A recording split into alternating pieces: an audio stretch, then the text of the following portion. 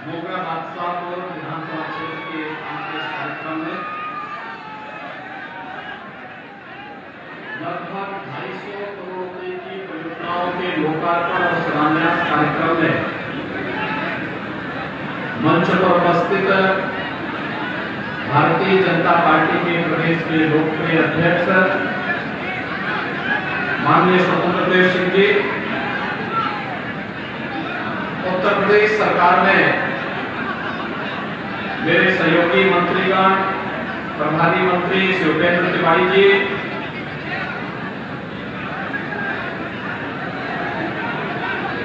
जनपद जौनपुर के सदर विधानसभा क्षेत्र से विधायक और प्रदेश सरकार में मंत्री श्री गिरीश चंद्र यादव जी, माननीय सांसद श्रीमती सीमा द्विवेदी जी, माननीय विधायकगण डॉक्टर हरेंद्र प्रसाद सिंह जी, श्री रमेश चंद्र मिश्रा जी, श्री दिनेश चौधरी जी, श्रीमती लीना तिवारी जी, भारतीय जनता पार्टी के क्षेत्रीय अध्यक्ष श्री महेश चंद्र श्रीवास्तव जी, जिला अध्यक्ष श्री पुष्पराज सिंह जी, जिला के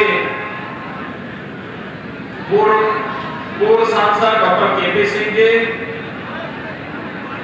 भारतीय जनता पार्टी के प्रभारी श्री राकेश त्रिवेदी जी,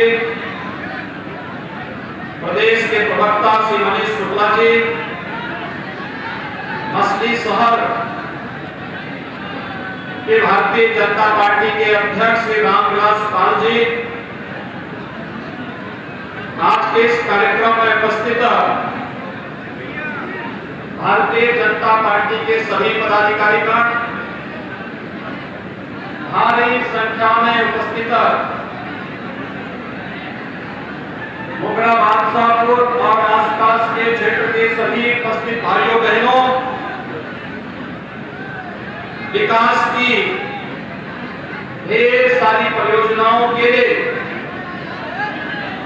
जो प्रयास हमारे जनप्रतिनिधियों ने किया है, इसके लिए उन्हें हृदय से बधाई देते हुए मैं आप सबका हृदय से अभिनंदन करता हूं, स्वागत करता हूं। भाइयों बहनों, 2017 में मोगरा बादशाहपुर से चूक नहीं होती तो भाइयों बहनों, मोगरा बादशाहपुर का हर मतदाता भी अपने आप को बादशाह कहने का अधिकारी बनता।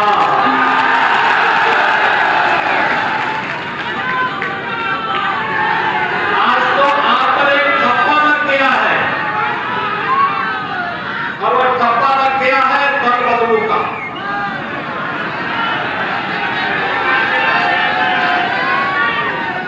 और व्यक्ति अपने विचारधारा के अनुरूप राजनीति कर सकता, किसी को बाध्य नहीं किया जा सकता, लेकिन जब चुना गया जनप्रतिनिधि बीच से ही छोड़ करके पाला बदलता है तो वह अपमान जनता जनार्दन का होता है। मूल्य और सिद्धांतों के साथ जुड़ते हुए जब व्यक्ति कार्य करता है तो अब विकास के लिए प्रतिबद्ध होकर के आगे बढ़ता है। वहां जनहित से जुड़ी हुई योजनाओं को अपनी विधानसभा और अपने संसदीय क्षेत्र में लेके आता है और विधायक है तो प्रदेश के विकास के लिए और सांसद है तो देश के विकास में सहभागी बन करके अपने मतदाताओं को भी यशस्वी बनाता है। भाइयों बहनों, मुझे कहने में कोई गुरेज नहीं, चाहे वह डॉक्टर हरेंद्र प्रसाद सिंह जी हो, चाहे वह गिरीश चंद्र यादव जी हो, चाहे वह रमेश चंद्र मिश्रा जी हो, चाहे वह श्रीमती लीना तिवारी जी हो, ये हमारे जितने भी विधायक हैं ये मेहनत करते हैं, अपनी विधानसभा के लिए मेहनत करते हैं और जौनपुर जनपद की भी चिंता करते हैं।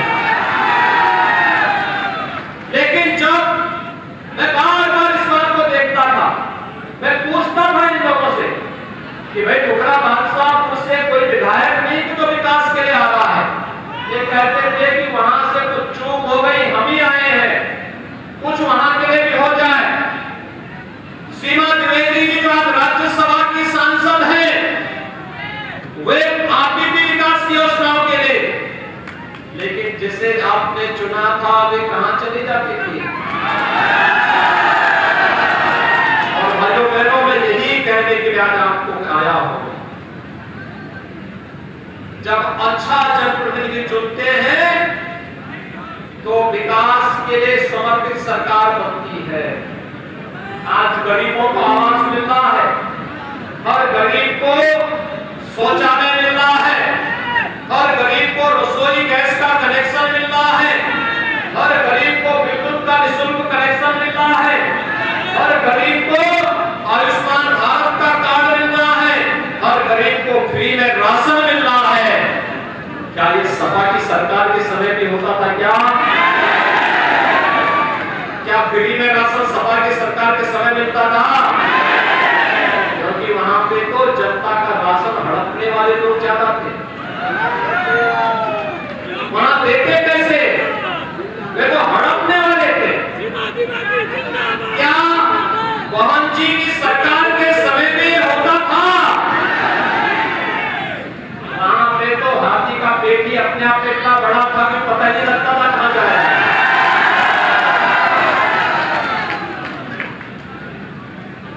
विकास की योजनाएं नहीं हो पाती थी। मैं आपसे पूछना चाहता हूं, भाइयों बहनों, आपदा के समय को छोड़ दो, लेकिन शेष सामान्य दिनों में 2017 से हम लोगों ने प्रदेश के अंदर एक समान बिजली वितरण की व्यवस्था की। हमने भेदभाव नहीं किया कि हम बदलापुर में बिजली देंगे, लेकिन हम डोगरा बादशाहपुर में नहीं देंगे, कभी नहीं कहा। हमने कहा अगर बदलापुर में मिलेगी तो डोगरा बादशाहपुर में ही हम बिजली देंगे, क्योंकि वहां की जनता तो हमारी जनता है। हमने भेद नहीं कहा किया कि राजधानी लखनऊ में बिजली आएगी, गोरखपुर में बिजली आएगी, काशी में बिजली आएगी, जौनपुर में नहीं आएगी। हमने कहा नहीं, जैसे गोरखपुर, लखनऊ और काशी में बिजली है, वही बिजली जौनपुर में भी बिजली चाहिए। क्या 2017 के पहले भी ऐसे होता था? तब तो चेहरा देखा जाता था, तब चेहरा देखा जाता था। कुछ जनपदों को बिजली, 4 जनपदों को बिजली, 71 जनपद अंधेरे में, सड़कें नहीं बनती थी। जहां से गड्ढे सड़कों पर प्रारंभ हो जाए पता लग जाता था उत्तर प्रदेश आ गया। सायकाल जहां से मेरा प्रारंभ होता था पता लग जाता था उत्तर प्रदेश आ गया। जहां पे चोरी, डकैती, अपहरण, वाहन बेटियों की इज्जत तार-तार करने वाली स्थिति देखने को मिलती थी, ये उत्तर प्रदेश का नजारा था। हर पर्व और त्योहार के पहले जहां बड़े-बड़े दंगे होते थे, वो उत्तर प्रदेश के रूप में उस समय इन लोगों ने इस प्रकार की कुख्याति उत्तर प्रदेश को दिलाई थी। मैं आपको पूछना चाहता हूं, आज तो पर्व और त्योहार, आपने देखा होगा कल ही हमारी सरकार ने एक व्यवस्था की है, जिसे बोल दिया है कि कोरोना नियंत्रण में है, हम सावधानी जरूर रखें।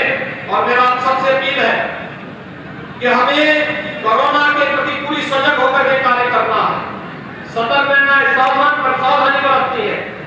लेकिन सरकार ने विषय तय कर दिया है कि आदिशक्ति मां भगवती दुर्गा की पूजा का कार्यक्रम, दुर्गा पूजा के कार्यक्रम होंगे।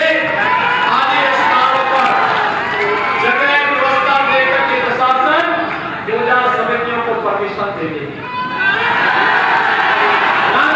आयोजन का मंचन होना है, सरकार ने कहा परमिशन देकर के हम आयोजन को वहां पर सुनिश्चित करवाएंगे। लेकिन क्या पहले तो कोरोना भी नहीं था और तब भी रोक लगती थी, न दुर्गा पूजा होती थी, न रामनवमी का आयोजन होने दिया जाता था, न यज्ञ होने दिया जाता था। जैसे कि लगता था कि सभी मालिक और स्वभाव इन्हीं दलों में पैदा हो गए हैं, एक दूसरे के यज्ञ को रोक रहे हैं। लेकिन भाइयों बहनों, आपने 2017 से प्रदेश की बदली हुई तस्वीर देखी होगी। ये बदली हुई तस्वीर लोक कल्याणकारी योजनाओं का लाभ भी हर गरीब को, हर किसान को, हर नौजवान को, हर महिला को बिना भेदभाव के मिल रहा है। आस्था का सम्मान भी हो रहा है, बड़े बड़े विकास के प्रोजेक्ट भी आ रहे हैं। वर्षों से लंबित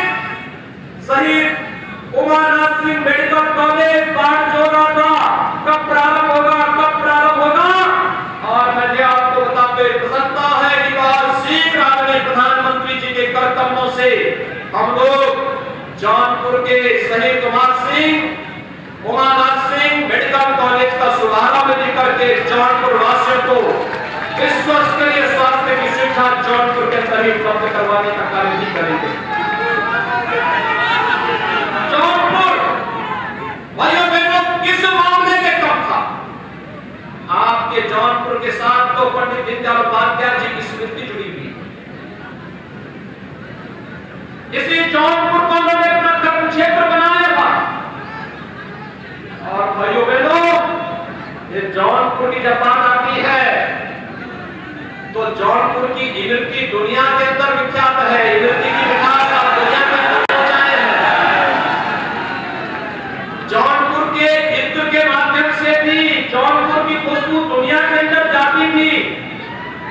हमारी सरकार फिर से प्रयास कर रही है, ये फिर से यहाँ की मिठास और यहाँ की खुशबू देश और दुनिया के सामने पहुंचे और उसके विकास की योजनाओं के साथ उन सबको मिलकर के आगे बढ़ना होगा। यही तो प्रधानमंत्री मोदी जी का सपना है और इसी के लिए मोदी जी ने पूरे देश के अंदर 2014 में शपथ लेने के बाद प्रधानमंत्री के रूप में यही घोषणा की थी। उन्होंने तब कहा था जब उनसे पूछा गया सरकार का लक्ष्य क्या, उन्होंने कहा सबका साथ सबका विकास। जाति मत मजहब क्षेत्र भाषा के आधार पर नहीं कहा था। आवास मिलेगा सबको, शौचालय मिलेगा सबको, रसोई गैस मिलेगी सबको, विद्युत कनेक्शन मिलेगा सबको, आयुष्मान भारत का कार्ड मिलेगा हर एक गरीब को और राशन भी मिलेगा सबको। भाइयों बहनों, प्रधानमंत्री किसान सम्मान निधि का लाभ भी मिलेगा सबको। ये सबका साथ सबके विकास की अवधारणा को साकार कर रही है भारतीय जनता पार्टी। लेकिन पहले क्या होता था? पहले होता क्या था? पहले होता था कि मैं और मेरा खानदान, उससे बाहर कोई नहीं निकलता। जब प्रदेश में बाढ़ आती थी, प्रदेश के लोग डेंगू की चपेट में होते थे, कालाजार की चपेट में होते थे, इंसेफ्लाइटिस की चपेट में होते थे, तब सेठई परिवार सेठई में फिल्मी हस्तियों को बुला करके नाच गानों का कार्यक्रम की महफिल चलती थी। तब प्रदेश की जनता जनार्दन दिखाई नहीं देती थी। लेकिन आज कहीं कोई घटना होती है, प्रदेश सरकार जनता जनार्दन के पास पहुंचती है। हमारे सांसद, हमारे विधायक, हमारे मंत्री स्वयं आप पहुंचते हैं, प्रधानमंत्री जी स्वयं इसकी समीक्षा करते हैं और हमारा प्रयास होता है कि हर एक पीड़ित परिवार को समय से राहत उपलब्ध करवा दें। जब देश महत्वपूर्ण होता है, देश की सुरक्षा की चिंता होती है। याद करिए, कांग्रेस के लोग भी आपके पास आएंगे, बड़ी बड़ी घोषणाएं करेंगे, लेकिन याद करिए इनके समय में चीन जब देश के अंदर घुसपैठ करता था, ये लोग क्या कहते थे कि चुप हो जाओ, कुछ बोलना मत चीन के खिलाफ। लेकिन आपने मोदी जी के समय कार्यकाल में देखा है, चीन ने घुसपैठ की, भारत की सेना सामने अड़ गई, चीन को पीछे हटने के लिए मजबूर होना पड़ा। ये भारत का शौर्य है। पाकिस्तान ने पुलवामा में जुर्मत की तो भारतीय सेना पाकिस्तान के अंदर घुस करके आतंकी कैंपों को नष्ट करने का कार्य करती। ये भारत का शौर्य पराक्रम है। ये पहले भी था, लेकिन नेतृत्व देश के अंदर वैसे नहीं था जैसे मोदी जी के नेतृत्व में भारत एक भारत श्रेष्ठ भारत बनने की ओर अग्रसर है। 1952 में धारा 370 का कलंक कांग्रेस नेतृत्व ने देश को दिया, लेकिन मोदी जी ने एक झटके में धारा 370 को समाप्त करके आतंकवाद की काबू पर अंतिम कीट ठोकने का कार्य किया। पहले उत्तर प्रदेश से लोग कहते थे, हम लोग आते थे जौनपुर की कई सभाओं में, मुझे पिछले चुनाव में आने का अवसर मिला था, लोकसभा चुनाव में भी, उससे पहले विधानसभा के चुनाव में, और तब एक बात उठती थी, हमारे भारतीय जनता पार्टी के कार्यकर्ता कहते थे कि रामलला हम आएंगे, मंदिर वहीं बनाएंगे, और मीडिया के हमारे बंधुगण कहते थे कि क्या सच्चाई है, क्या तिथि भी बताएंगे। भाइयों बहनों, 500 वर्षों के इंतजार को प्रधानमंत्री मोदी जी ने समाप्त किया। 5 अगस्त 2020 को अयोध्या में भगवान श्री राम का भव्य मंदिर के निर्माण का महाजनी प्रशस्त हो गया। अब अयोध्या में भव्य मंदिर निर्माण का कार्य चल रहा है। कभी मैं अयोध्या गया था रामलला का दर्शन करने के लिए। आप जाकर के देखिए कितना भव्य मंदिर निर्माण हो रहा है। क्या अयोध्या में राम मंदिर के निर्माण का कार्य क्या सभा कर पाती? पूछना चाहता हूं आपसे, क्या सभा करती? क्या बसपा करती? और क्या कांग्रेस उम्मीद करते हैं? बाकी औरों के बारे में पूछना ही क्या। कार्य भारतीय जनता पार्टी ने और मोदी जी ने जो कहा सुन करके दिखा दिया। नारी गरिमा की रक्षा करते हो, कैसे होता है ये उदाहरण देखना है तो वर्षों से, दशकों से, सैकड़ों वर्षों से भारत की नारी को किस रूप में अपमानित किया जा रहा था? 3 तलाक की कुप्रथा के माध्यम से। 3 तलाक कुप्रथा दुनिया के तमाम मुस्लिम देशों में नहीं, लेकिन पता लगता था कि मुस्लिम पति बैठा हुआ है कुवैत में और वहां से टेलीफोन से कह रहा, कोई बात खराब लगी वहीं से फोन से कह रहा है तलाक। वो बेचारी यहां परेशान होती। आज 3 तलाक की कुप्रथा को सदैव के लिए समाप्त करके नारी गरिमा के सम्मान की रक्षा भी किसी ने की है।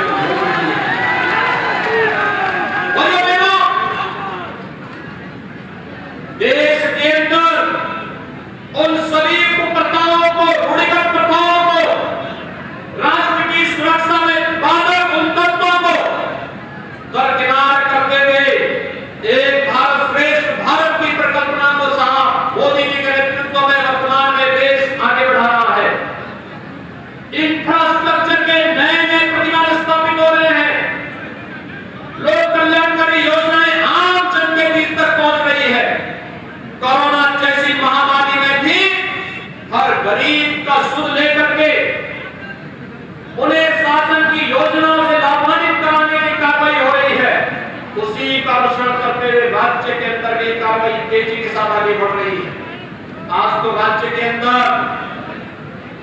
पर्व और त्योहारों में कोई दंगा नहीं हो सकता। पहले होता था ना, कोई पर्व और त्योहार आता था और दंगा शुरू हो जाता था। दुर्गा मूर्ति विसर्जन का जुलूस निकलता था, दंगा प्रारंभ हो जाता था। श्रद्धालु जनों को, भक्तों को मूर्ति छोड़ करके भागना पड़ता था और जो लोग मार खाते थे उन्हीं पर झूठे मुकदमे दर्ज कर दिए जाते थे। लेकिन भाइयों बहनों, जब हमारी सरकार 4.5 साल का अपना कार्यकाल पूरा कर रही है, मुझे बताते हुए प्रसन्नता है उत्तर प्रदेश में 4.5 वर्ष के अंदर एक भी दंगा नहीं हुआ है। उत्तर प्रदेश के अंदर सुरक्षा का एक बेहतर माहौल बना है और यहाँ आज भी वह सच्चाई है जो प्रदेश के हर नागरिक की आवश्यकता थी। ये विकास की योजनाएं, कहीं सड़क, कहीं पुल, कहीं बिजली, कहीं आंगनबाड़ी, कहीं पर कस्तूरबा विद्यालय के छात्रावास और भवन के निर्माण की कार्रवाई, कहीं ITI, कहीं चिकित्सालय, कहीं पर पेयजल स्कीम, कहीं पर प्रधानमंत्री आवास योजना, कहीं पर कोई अन्य योजना। हर एक योजना के माध्यम से हर एक प्रकार के लाभार्थी को जोड़ने की कार्रवाई। किसी का चेहरा नहीं देखा गया, किसी का चेहरा नहीं देखा गया, किसी की जाति नहीं पूछी गई, किसी का मत और मजहब नहीं पूछा गया। एक ही बात कही गई, विकास सबका, लेकिन तुष्टीकरण किसी का नहीं। विकास के पथ पर चल करके ही हम उत्तर प्रदेश को देश की एक आर्थिक ताकत बना पाएंगे। इस आर्थिक ताकत को बनाने के लिए 4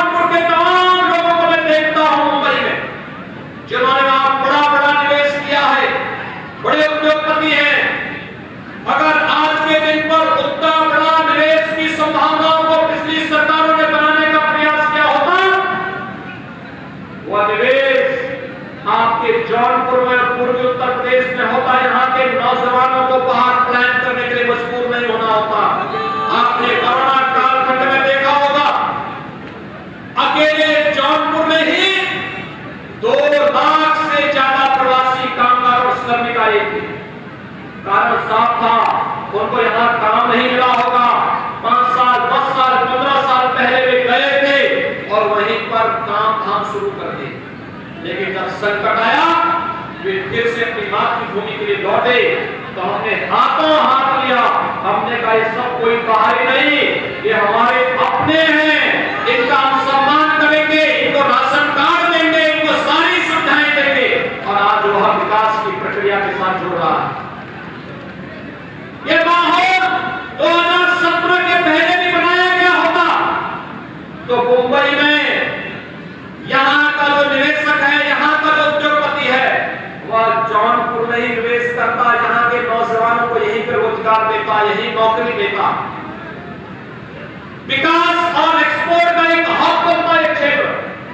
विकास की प्रक्रिया तेजी के साथ आगे बढ़ती, लेकिन पिछली सरकारों में विकास की सोच नहीं थी। वे केवल अपना विकास करना चाहते थे।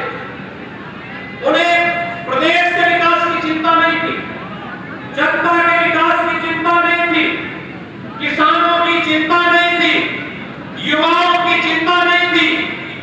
युवा नौकरी के लिए भटकता था और एक खानदान कैसे नौकरी के विज्ञापन निकलते थे, एक खानदान चोला निकल करके वसूली के लिए निकल पड़ता था। आज तो भाइयों बहनों 4.5 वर्ष में 4.5 लाख नौजवानों को हमने सरकारी नौकरी दी और एक भी नौकरी में कोई घूसखोरी की बात नहीं कर सकता। और जहां पर किसी ने गलत ही सही अगर घूसखोरी की बात की तो उसका कहा गया कि चलो पट्टा तेरे जगह जेल में है। युवाओं के भरोसे के साथ, किसानों के योजनाओं के साथ, गरीबों को मिलने वाली कल्याणकारी योजनाओं के साथ जिसने भी डकैती डालने का प्रयास किया, सरकार ने सख्ती के साथ उससे निपटने का भी कार्य किया। और आज मैं आप सबसे यही आह्वान करने के लिए आया हूं, भाइयों बहनों, विकास का कोई विकल्प नहीं हो सकता। आज यहां पर जनपद की लगभग 250 करोड़ रुपए की परियोजनाओं का शिलान्यास और लोकार्पण इस कार्यक्रम के साथ जब हम मोगरा बादशाहपुर विधानसभा क्षेत्र को भी देख रहे हैं, इससे भी ज्यादा योजनाएं इस विधानसभा में आ सकती थी। हमारे यहाँ पर विधायक, चाहे वह हरेंद्र प्रताप सिंह हो, रमेश चंद्र मिश्रा हो, श्रीमती लीना तिवारी हो, या फिर राज्य मंत्री श्री गिरीश चंद्र यादव जी, कोई भी विधायक और मंत्री ऐसा नहीं जो अपनी विधानसभा क्षेत्र में 1000, 1500, 2000 करोड़ रुपए से कम की परियोजनाओं को लाकर जो योजनाओं के माध्यम से उन्होंने वहां की जनता के जीवन में व्यापक परिवर्तन करने का कार्य किया हो। कोई फायर स्टेशन ला रहा है, कोई पॉलिटेक्निक लेके आ रहा है, कोई डिग्री कॉलेज लेके आ रहा है, कोई 100 बेडेड हॉस्पिटल लेके आ रहा है। अभी मैं देख रहा था, मुझे यहाँ पर श्रीमती सीमा त्रिवेदी जी ने पत्र दिया, यहाँ पर बाईपास पर एक फ्लाईओवर बनना है। अगर विधायक आपकी श्रीमती सीमा त्रिवेदी होती तो भाइयों बहनों, ये मांग सरकार के सामने बहुत पहले उठ गई होती और अब तक फ्लाईओवर बन करके आप उससे खराटे के साथ आगे पुनः उससे आवागमन आपका आगे बढ़ गया होगा। स्वास्थ्य केंद्र के विस्तारीकरण की बात कर रही थी, सरकार ने पहले से तय कर दिया है। हर पीएससी और सीएससी जितने भी सामुदायिक स्वास्थ्य केंद्र, प्राथमिक स्वास्थ्य केंद्र हैं, इन सभी का हम विस्तार करने जा रहे हैं। और यहाँ के सामुदायिक स्वास्थ्य केंद्र के भी विस्तार की हमारी योजना है, हम बनाएंगे। विकास की योजनाओं से कहीं कोई पीछे नहीं होगा। आप सबसे मेरी अपील है, राजनीति मूल्य और आदर्शों की होनी चाहिए। राजनीति सिद्धांतों की होनी चाहिए, विकास की होनी चाहिए। ये जातिवाद की राजनीति, ये राजनीति प्रदेश का बेड़ा गर्क की, प्रदेश के नौजवानों के सामने पहचान का संकट खड़ा की। प्रदेश के अंदर दंगाग्रस्त प्रदेश बना दिया। आज प्रदेश के अंदर विकास और सुशासन का राज्य है, कानून व्यवस्था सुदृढ़ है। आज प्रदेश के अंदर भय मुक्त और दंगा मुक्त वातावरण दिया गया है। इसके पीछे भारतीय जनता पार्टी की सरकार है और उस सरकार को जनप्रतिनिधियों के सहयोग से जनता जनार्दन का आशीर्वाद प्राप्त है और उसी आशीर्वाद के लिए आज मैं आपके बीच उपस्थित हुआ हूं। ये मुकड़ा बादशाह पूरे विकास की प्रक्रिया के साथ तेजी के साथ आगे बढ़ा होता, लेकिन भाइयों बहनों एक अवसर आपके पास होगा 2022 के लिए अभी से कमर कसिए। जो विधानसभाएं भारतीय जनता पार्टी के पास नहीं, वहां पर भी भारतीय जनता पार्टी का झंडा गाड़ने की तैयारी करिए। और मैं आपको इस बात के लिए आश्वस्त करता हूं 2022 में भारतीय जनता पार्टी विकास की इस प्रक्रिया के साथ उन क्षेत्रों को भी आगे बढ़ाते हुए लोक कल्याणकारी योजनाओं का अपने समयबद्ध ढंग से आगे देने का कार्य सुनिश्चित करवाएगी।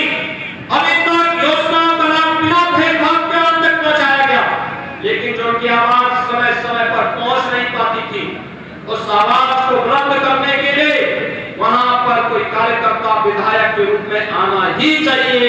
और यही आह्वान करने के लिए आज मैं आपके पास आया हूं। भाइयों बहनों, विकास की योजनाओं का लोकार्पण हो रहा है। ये यहाँ के लोक मंगल के लिए कल्याणकारी हो। जिन परियोजनाओं का शिलान्यास हो रहा है, मैं प्रशासन से कहूंगा कि समयबद्ध ढंग से कार्य के मानक की गुणवत्ता को बनाए रखते हुए इन कार्यों को समयबद्ध ढंग से आगे बढ़ाने का कार्य करेंगे, जिससे जनता जनार्दन को इसका लाभ मिल सके। आज के इस अवसर पर आज जब यहाँ पर तमाम योजनाओं का लोकार्पण और शिलान्यास के साथ साथ गरीब कल्याणकारी योजनाओं का लाभ यहाँ पर पात्रता के अनुसार उन सभी गरीबों को पात्रता के अनुसार उन सभी वंचित लोगों को प्राप्त हुआ है, मुझे बहुत अच्छा लगा। मैंने मंच पर देखा एक बालिका थी 6ठी क्लास की। मैंने पूछा उसको, आपको क्या लाभ मिलता? उसने कहा मैं बालिका हूं, मुझे कन्या सुमंगला योजना का लाभ मिल रहा है। एक छोटा सा बच्चा, मैंने उससे पूछा अपने लीगल अभिभावक को, उस बच्चे ने कोरोना कालखंड में खो दिया।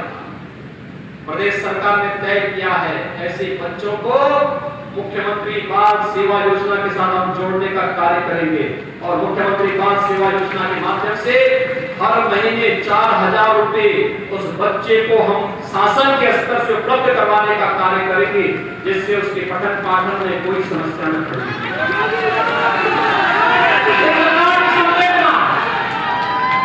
कोई गरीब आया था जिसके पास आवास नहीं, कोई आया था किसी को यहाँ पर ऋषि सखी के रूप में मान्यता मिल रही है, कोई आया था जिसको जल जीवन मिशन में पानी का कनेक्शन दिया जाता है। ये बदलते हुए उत्तर प्रदेश की एक नई तस्वीर है और बदलते इस नए उत्तर प्रदेश के लिए और द्रुतगति से हम आगे बढ़ सके, उत्तर प्रदेश को देश की नंबर 1 की अर्थव्यवस्था के रूप में आगे बढ़ा सके, उत्तर प्रदेश के नौजवानों के लिए उत्तर प्रदेश में नौकरी और रोजगार की संभावनाओं को विकसित कर सके, उत्तर प्रदेश के अंदर विकास को घर घर